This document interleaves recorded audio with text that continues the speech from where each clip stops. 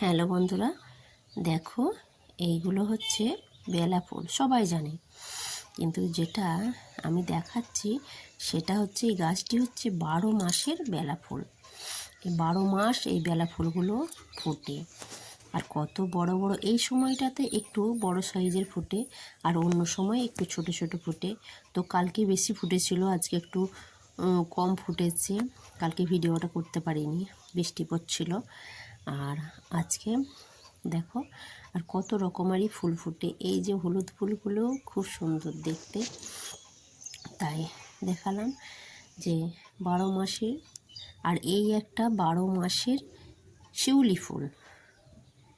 এই যে ফুলটা কি সুন্দর ফুল, এটা সব সময় হয়।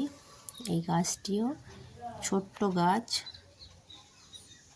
আর এই গাছেই ফুলগুলো ফুটেছে। আর এইগুলো তো সবাই জানে গাছগুলো।